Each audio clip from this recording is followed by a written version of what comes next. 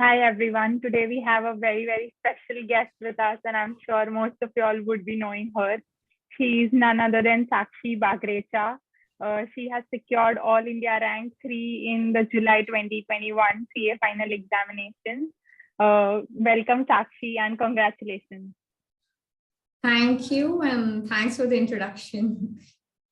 So, just to kind of give a little more introduction, she had secured AIR 15 in Inter CA May 2018 examinations, post which she did her articleship from Suresh and Company, Bangalore, and she's done her BCom from Jain College, Bangalore. Welcome, Sakshi. Thank you. First things first, I just want to understand what were your feelings on the CA final result day, and did you expect a rank or not, and how did it all go about? Did you get a call from the president, and how was it like?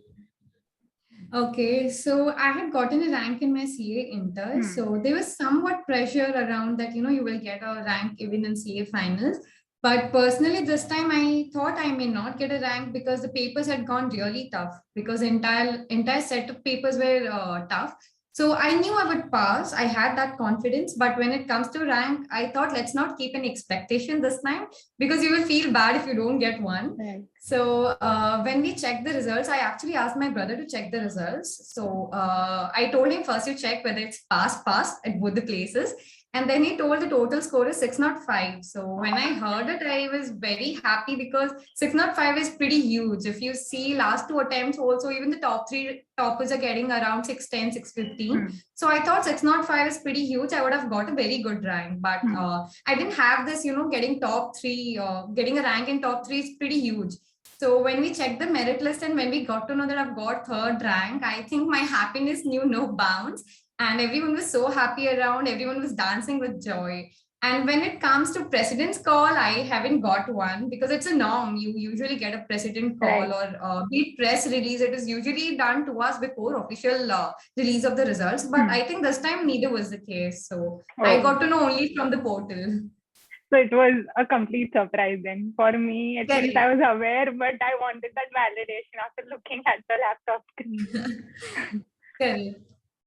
But I'm sure would have been like out of the world experience at least that day. Definitely. It was like another level of experience, I think after results, your life changed dynamically.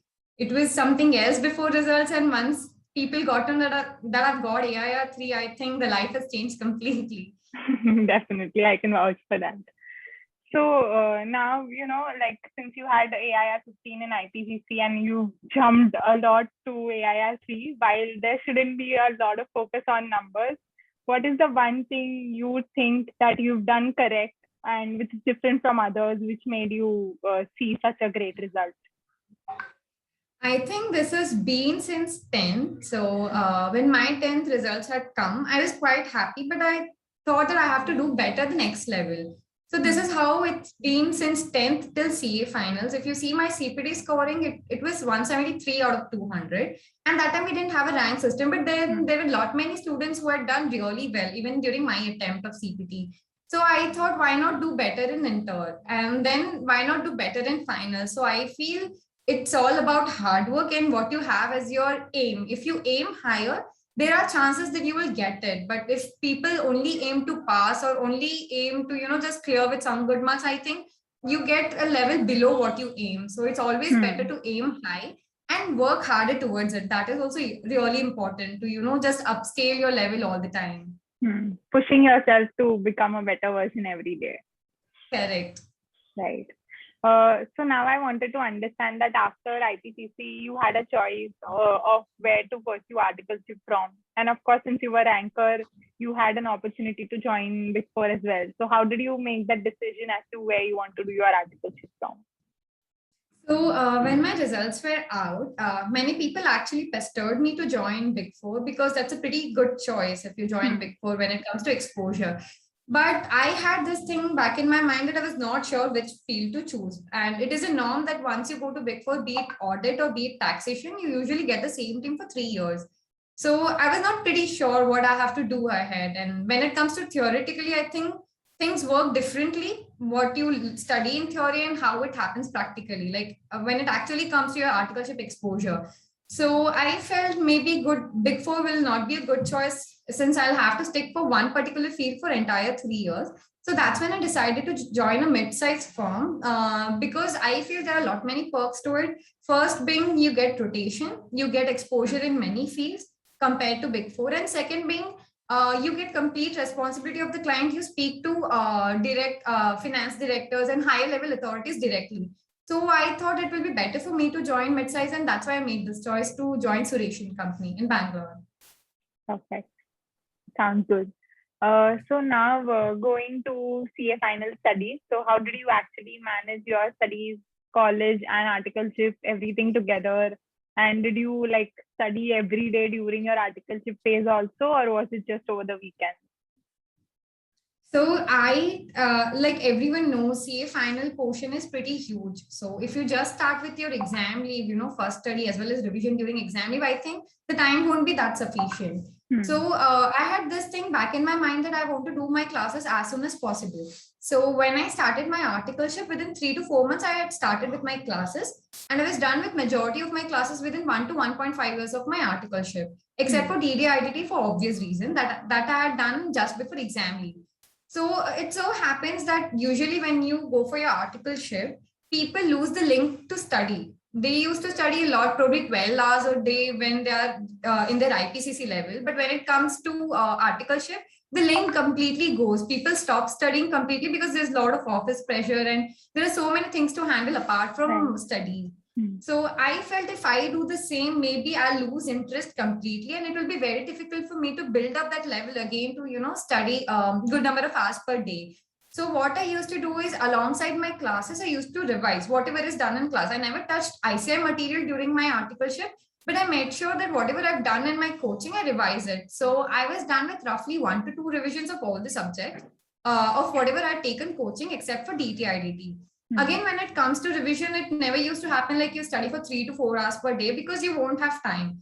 Since you have your articleship, and that's another level of fatigueness. You just get tired once you go to office, once you come back. So I feel the first lockdown that had happened in 2020, that saved a lot of time, commute time, or for that matter, working from home has another level of comfort zone. So I could save little time over there, and that helped me a lot to study from home. So I think I used to study roughly 1 hour a day. And when it comes to weekends and something, I used to either stretch my classes or I used to study a little more, probably 2 hours, 3 hours. But I ensure at least I studied for half an hour, 1 hour per day when I was doing my classes. Like I used to revise whatever is done in the coaching. Yeah, I think just revision is sufficient. No need to actually go to the ICI material at that step. Correct. But whatever you've done in class, like you should be thorough with that at least. Correct, because it helps you improve your concepts. And when you sit for your exam leave, you will have this thing in your mind that you have read it once. So it's not going to be completely new when you sit for your exam leave. Right, got it. And like how many months of exam leave did you get, and how did you plan the entire study strategy in the leave? So I had got 4 months exam leave, which eventually turned out to be 6 months because exams got postponed. But so when it started, I thought I'll start with 10 to 12 hours per day. So I would actually like to point this thing now. Many of the people have this habit that they start gradually, probably 4 to 5 hours per day, and then they, climb up the ladder. They start with 8 hours, then 10 hours.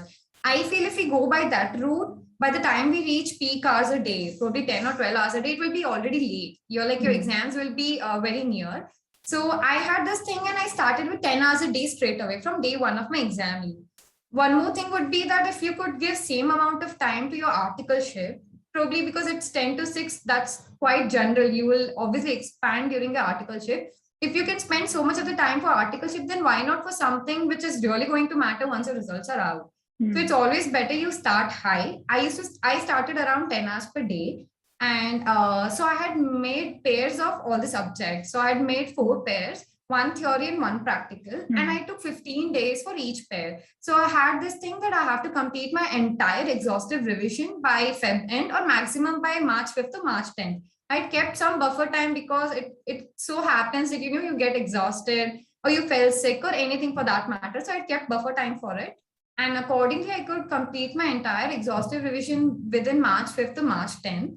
And then I had written first mock test paper. And for that, I had taken roughly 3 to 4 days for each paper. It wasn't like 1.5 days exactly. I took some 3 to 4 days and I had completed my first mock test paper. And then I had taken all my RTPs and MTPs, previous year RTPs, MTPs. I referred all that. And by then the notification had come that exams are postponed without any certainty about the dates. Right. So at first I was somewhat happy that I'll get extra time. But I had this thing in my mind that what happened last year, they had to cancel the attempt and it got merged with November. So even I had that fear this time and I was not ready for it. I think if that would have happened, I would have broken down. That's what I feel, because it's like you have been preparing since months and months, and suddenly if they tell your exams are cancelled, I think that would have hurted me a lot. But luckily that didn't happen. So when this notification had come that your exams are postponed, I thought rather than touching the old books again, because you won't feel like studying the same thing again, I resorted to YouTube. So I used to watch a lot many revision lectures, be it law or GST or so many others. And side by side, I had made my handwritten notes. So I would pinpoint one thing over here that I feel is a mistake from my end. It's always better to make your handwritten notes during your first read, because that gives you much time to revise later on. I did this mistake. I made my handwritten notes only 2 months before exam leave. I feel I could have read them more if I would have done it earlier. So when I resorted to YouTube and I watched lot many revision lectures and lot many rankers talk too. So your channel I used to watch a lot because I feel that motivated me a lot. Rather than, studying, I felt I should watch something new, which will help me, which will inspire me to do my better every day. So I used to watch your videos and some other channels. And then again, the notification had come out. It was, I think, May, and then the notification had come out for the exam dates. So during that time only I'd written my second mock test, because I feel 2 mock tests are basic. You should definitely write it. That gives you good insight of whatever you've already studied. And then once the dates were out, I thought I need some 5 to 6 days for my first paper. So keeping that apart, I had 30 to 32 days for my last revision. So again, I had distributed some 4 days, 3 to 4 days for each subject, and I had revised once more. And finally, I started preparing for my exams, starting with first paper, for which I took 4 to 5 days. Sounds perfect. Thank you for watching my videos. Sounds very reassuring to me as well. And I think the fact that you mentioned that, mock test papers are very important. That is one thing which a lot of students keep on, and they feel that only studying will make them clear the exams. I think at least one paper, or rather 2 papers, you should write within the 3-hour, 15-minute period, because that will, test your speed and confidence, and you will understand whether you are studying in the right direction. Correct. Okay. And now I wanted to understand, since the course is so vast and, each subject is like an ocean in CA finals. Like, I think there's no comparison between IPCC and finals in that sense, like in terms of the vastness. So how did you actually plan to cover everything in the 1.5 day? Apart from FR, of course, you said you had allocated 4 to 5 days. But apart from FR, how did you plan what to study when? And did you cover 100% of the syllabus in that 1.5 days? Okay, so I'd rather start with the last question, wherein you told if you could cover 100% of your portion. I think it was not the case for any of the papers, because the portion is so vast that you may not be able to cover 100%. But what I feel is, whenever you're doing your first read or your first revision, it's important to mark the keywords and highlight the important phrases and all, because whenever you do your second to third revision, it keeps filtering. From 3 to 4 pages, it becomes 1 page, and it ultimately becomes to 1 paragraph. And like I told, making handwritten notes, summary notes is really important, because whenever you write it down in your own handwriting, be it flow charts or anything for that matter, it gets stuck in your brains. So it happened for me that when I was writing my audit paper, I could literally recall the flow charts that I had drawn. With exact, on which page and which part of the page, I could literally recall so much. So it is quite helpful that you make your own handwritten notes. And when it comes to 1.5 days revision, I think that planning you should do from the first day of your exam leave, that what you want to read during your 1.5 days. So when you start reading, of course, there will be so many matters where you feel that, it might not be important, because if you keep 100% thing as mandatory to cover during 1.5 days, I think that's not quite practical. So it is important you start highlighting whatever you want to read in your 1.5 days, make some short notes, or probably, draw some flow charts or summarize it in such a manner that it saves your time during 1.5 days. I think this is the one strategy that I applied for all the 8 papers across. And if you can get one, you can get a whiteboard. If not, some charts which you can stick around your walls in your room, be it important formulae or important flow charts that you could, note down and keep it in front of you. So it so happens whenever you pass by, you can just glance through it. So that also helps a lot. Be it company law penalties or section numbers, which you find it difficult to, just sit and read. It's better if you have those flow charts or charts ready and you keep it in front of you wherever you sit, be it your desk or probably just stick around your walls. It's all fine, I feel.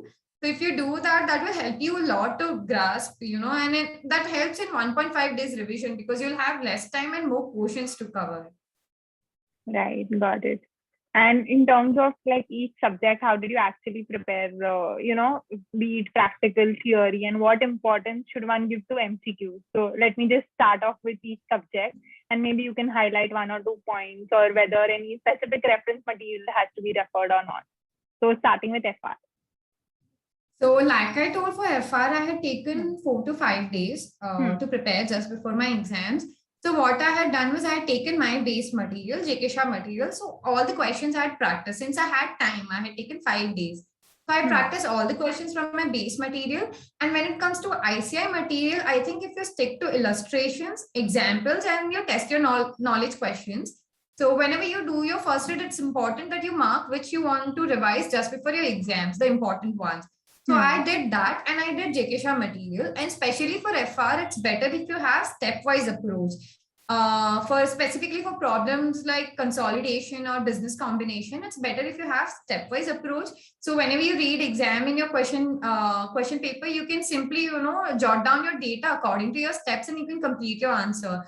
In this way, you will ensure that you're not missing out on any important data that's given in your question.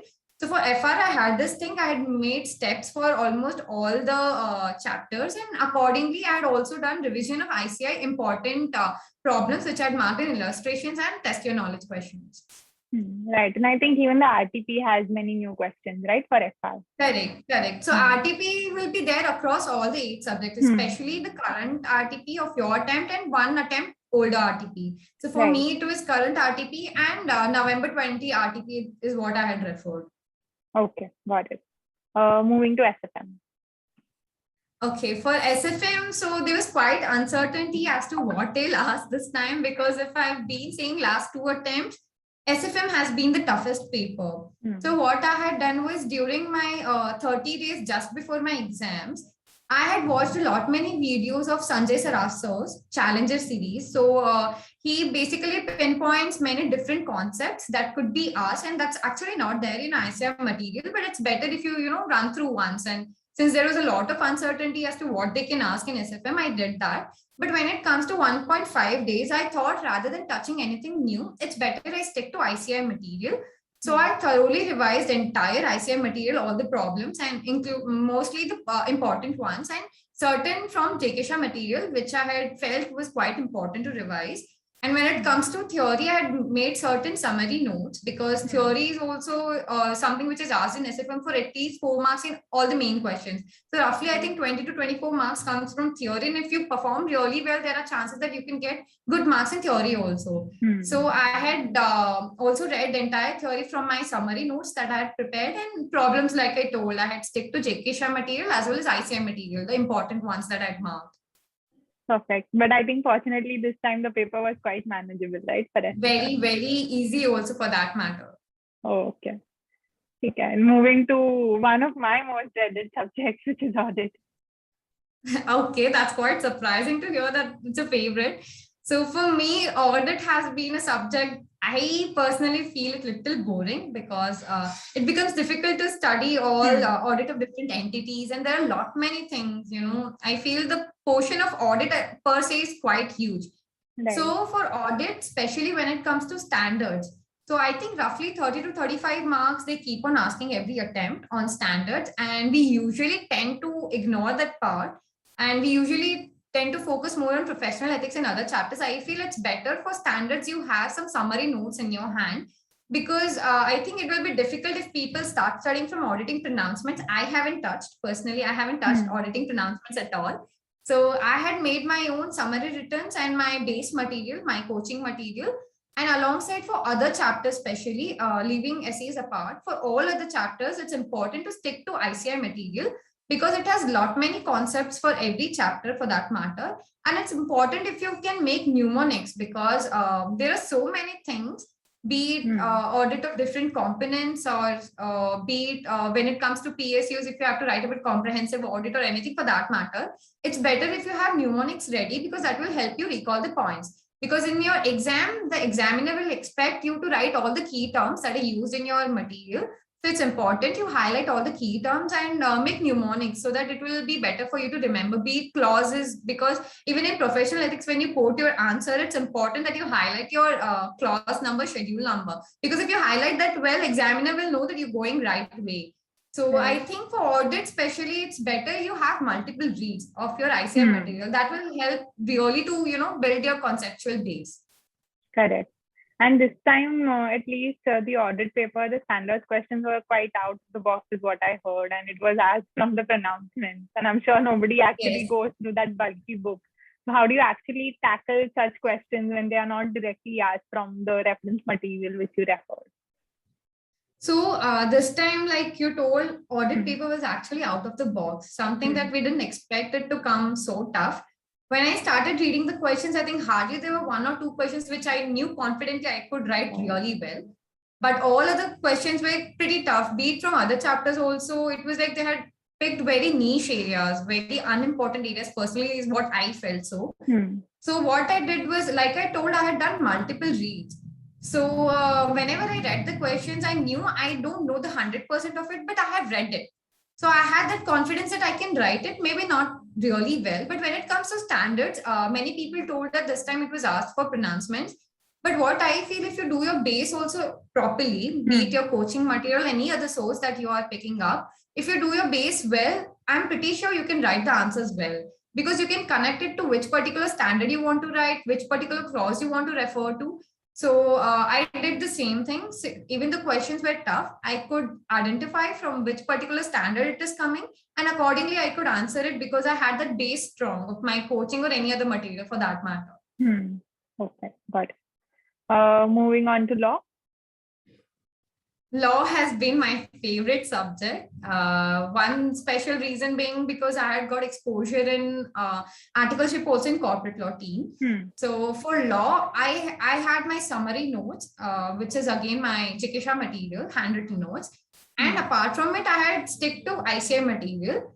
Especially for law, I would say it's better you go on the flow of whatever, probably if you have taken any coaching. So whatever the flow is, you first read your coaching material. That will help you to build the background of the chapter. Because if you directly read from ICI material, I think it will be little difficult to decode the provisions. But it's better if you start with your coaching, and then if you read the ICI material, it will help you to, grasp all the provisions well. And for law specifically, I had done multiple reads, just like audit, because for theory subjects per se, it's important that you do multiple reads. That will help you to, give the exact terms that are being used in your material, in your answers. So the examiner will know that you're going the right way. You have written the right answer, basically. So law, that's all. I didn't have any special strategy as such. ICI material and my base material. Yeah, I think audit and law, more and more revisions you do, the higher is your confidence. Correct. Right. Now moving on to SCMP, again, something which is dreaded by a lot of students. I think SCMP for me also, it was quite a horrified subject. Prominent reason being from past so many attempts, they are tending more towards theory and less towards practical.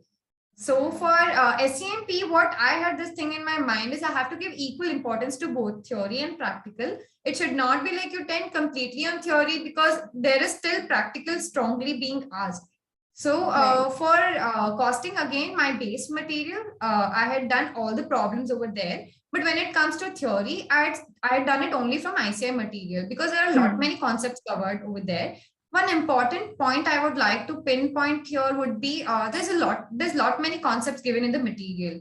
There are so many small concepts probably covered in half a page or one page, and we might tend to ignore. We will feel let's cover something which is covered in 3 to 4 pages, but we'll tend to Hmm. ignore something which is given only in a para for that matter. I feel that's something very risky to do, especially if you see Jan 21 attempt, they had asked theory for roughly 10 to 15 marks, and which was covered only in one page. In all your modules, it was covered only in one page. So for theory specifically, it's important you make summarized notes. If not summarized notes, at least mnemonics to remember, flow charts to remember. I had done the same, but like I told, I had done all this just before 1.5 or 2 months before my exam leave. But it's better if you do during your first read because you'll have a lot much time to revise during your exams.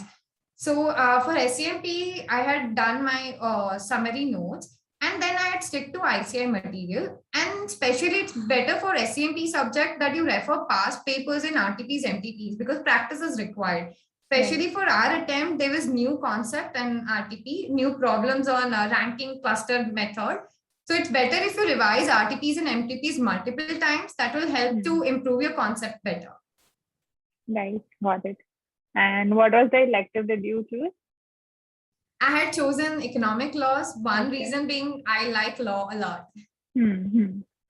And any special tips or strategy for economic laws?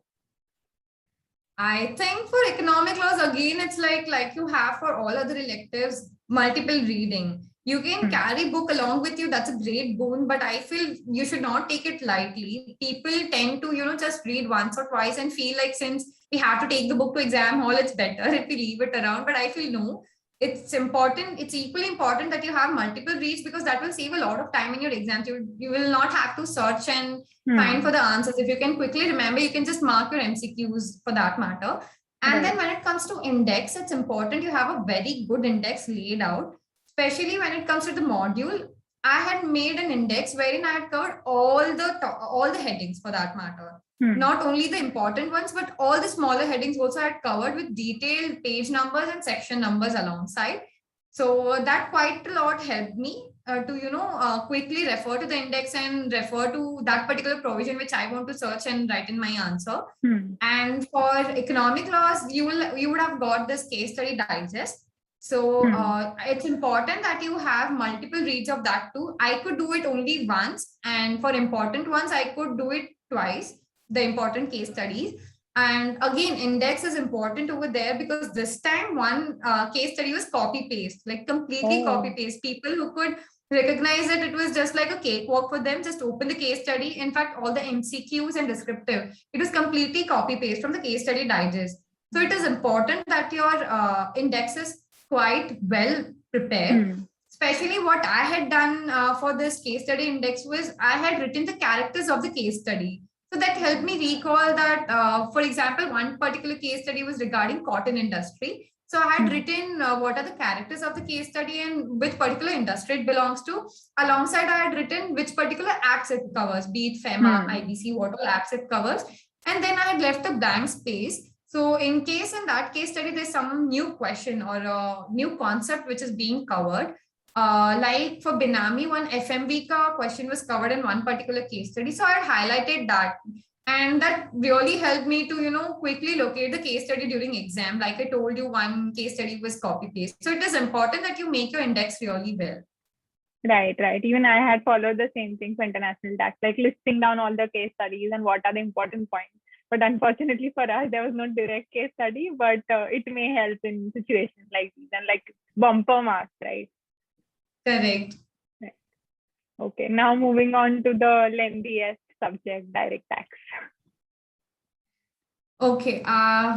Before I start with strategy for DT, I would like to point that I never studied after exam. So it used to be like I used to come home around 6:30 or so. One and a half hour I used to do time pass, as in I used to, just count how many marks I would probably get in this particular paper. I used to self-evaluate. And then Okay. I used to sit with books, but I used to get so tired that I just used to sleep off. I thought I shouldn't be doing that for DT, looking at the portion because it is quite huge. But I think I did this mistake and I regret. You should not be doing it, especially for DT because the portion is vast. Ensure that you don't waste much time. Even after coming exams, if you feel you're tired, just sleep for 1 hour or so. But ensure that you study at least 4 to 5 hours for that day also, because DT portion is very huge. And when it comes to this subject, I had stick to my base material. ICI had done important questions only during my exam leave and during my revisions, be it 30 days before my exams. But during my exam, during 1.5 days, I didn't touch ICI because that would be too much. Even your base material becomes too much to cover. Right. During 1.5 days, it is important if you stick to provisions much, because you would have done all the practice and all that is already done before your just before your exams. You can't invest time now to sit and solve the problems because you don't have time. Especially DT is quite huge, so you don't have time. If you have taken international tax, I think that will be much better for you because you will save a lot of time in revising international taxation. But I hadn't taken, so for me it was like equally important to study international tax, just like I would be studying assessments or anything for that matter. Right. So if you can cover major portion in your 30 to 35 days just before your exams, it will be better for you, because for 1.5 days, maybe you will tend little less towards it. You can tend more to something for which you haven't revised since a long time. And I had stick to my base material and I concentrated more on provisions. Because if you, especially for DT papers, you may not get same problems what is being asked in past papers or past MTPs, RTPs. They will test on your concepts. They will ask you quite twisted questions and they will test on your concepts. So it's better if you do provisions really well, and especially for case laws, it's important if you make a summary, case law name and what is the judgment of it. It's okay if you don't remember the names because it's quite huge. You can try that, you can revise daily, but it's all right if you're not remembering the case laws. But it's important that you read the judgment, you remember the judgment, what is the judgment. And when it comes to assessments, again, it is important that you go through the provisions, especially timelines in assessment, because that is quite confusing. And that's what they ask in your MCQs also. If you are really strong on it, I think MCQ marks are just like, cakewalk for you. Otherwise, it will be difficult. And especially TDS, penalties and deductions. This is something it's better if you take in the morning time of your exam day. Because if you do it before, you might forget it. And this is something that will be asked for sure in your MCQs, be it TDS and, penalties and all that. And special importance you should give to the latest amendments, because short one question will be there in your attempt regarding the latest amendments. So yeah, that's all for DT. Right. Okay. Finally, IDT. I think I had next level of excitement for IDT. First thing, I genuinely like that subject. That quite excites me. And it was the last paper. So I had laid down 1.5 days ka plan. So for GST, again, like I told, for customs, it's okay if you solve lot many problems. Again, for GST also, you should be solving lot many problems. But when it comes to exams, you will not find similar questions coming, be it any attempt. Even if you see past attempts, you may not find same ICI material questions for GST. So you can have all the practice sessions for all the problems before your 1.5 days, for that matter, before your exams commence, be it 30-35 days before your exams. But in 1.5 days, especially, it's important that you cover all the provisions. IDT might look small, but I don't think it is small. It is equally vast like DT is. Maybe not so much, but again, it is quite vast. Right. So you need to have a proper plan. Probably RD plans you can give as to when you have to do which chapter. So accordingly, you can allocate time. I had stick to my base material and certain handwritten notes that I had done. So especially for GST, I had also watched Ramesh Soni sir's revision lecture. So that helped me a lot to prepare mnemonics. And that helped me to remember so many stuffs which I would otherwise find it difficult to remember. And customs, when it comes to customs, it's important that you do the questions, and especially questions which are connected to your case laws. Because short, you will get one question pertaining to case law. So it's important you do all test your knowledge questions before your exams also. In your 1.5 days, you can probably mark the important ones and accordingly you can do. But again, when it comes to IDT, it's important you have summary notes with you because IDT is also quite huge. But it is something that I really like, so I could manage it well. Right, understood. Thank you for sharing such detailed strategies. I'm sure it's going to help a lot of students. Now, Thank you. finally, going on to the strategy for the December exam, especially for the people who could unfortunately not clear this time, since they have a very short time frame now to cover 8 papers. What should be their approach and how should they, plan out the study?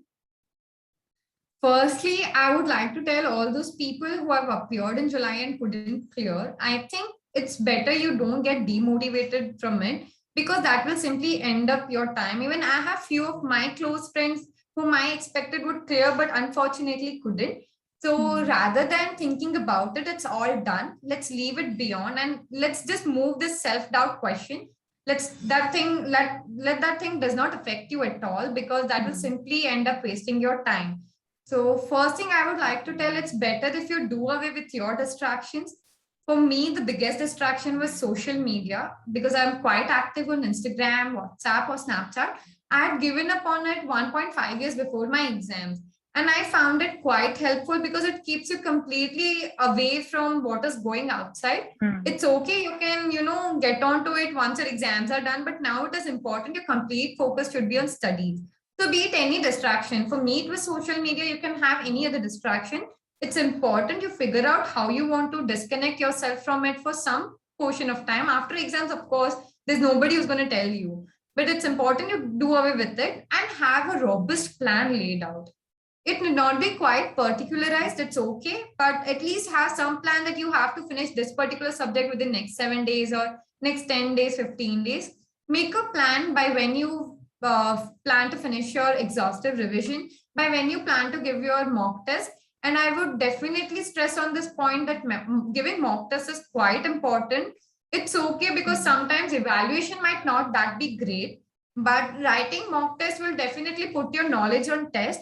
It will help you to improve speed because trust me, when you're writing CA finals, 3 hours are not enough. Beat any paper. Luckily, if some paper comes very easy for me, this time it was SFM, I could finish it way before 3 hours, but otherwise I feel 3 hours are quite less. So it's important that you have the speed practice. So it's very important you write mock test. I would suggest writing two, but in case if you don't have time, at least one is mandatory. It's just like mandatory. If you're appearing for finals, it's mandatory you write just one mock test paper. And like I told, you should have a proper plan laid out and just have this thought behind your mind that if there are some sources or some activities where you're investing your time and which is not quite productive, just leave it for the time being because whatever you're doing now, whatever hard work you put now, it will be much more happier to see the fruits of it once the results are out. I can literally bet on it. Once the results are out, I think you will feel whatever you have done was worth it. It's okay if your friends are going out, they're hanging out, and you're not able to do it because you're in such a course that wants you to give your 100% towards it. It's all right. Once the results are out, nobody's going to stop you. You can live the life that you want, but it's important now you're completely dedicated towards your exams. Absolutely. I think a very good takeaway. The first thing is not to get demotivated. Secondly, to identify your distractions and get rid of them. And finally, to actually planning your schedule very well and also writing test papers to ensure that you are actually you're actually concentrating on what you're doing and it's not just padai, because you have to see that whether you're studying, it's registering in your mind or not. Right.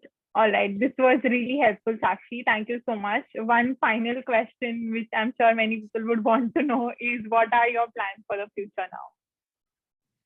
Okay, so all right, I haven't thought of it anything as of now, so I'm just going with the flow. When it comes to studies, again, I haven't thought of it. I have back in my mind to do LLB, but like I told, after doing this exhaustive study, I really need a long break. Right. So I might plan probably another 1 to 2 years after that. I'll plan what I have to do ahead when it comes to education. But right now, I am tending more towards corporate world. So just let's see what's put in. Right. All the very best. I'm sure many companies will already be approaching you and they would want you to work for them.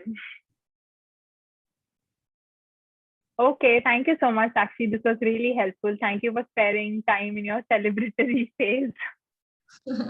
Thanks for inviting me. I would definitely like to thank you, Rajvi, because I've watched lot many of videos, be it subject-wise strategy or be it ranker talk that you have been taking lately. So that has kept me quite motivated during my exam. Even I used to feel, yeah, if these people can do, let me put my hard work to, and then let's see what the results come.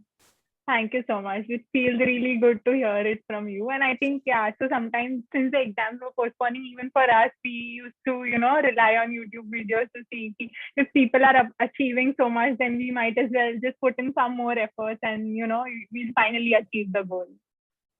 Yes, even I had this thought in my mind. Right, right. All right. Yeah. Thank you so much, Sakshi. Thank you. Thank you for having me. Thank you. Bye.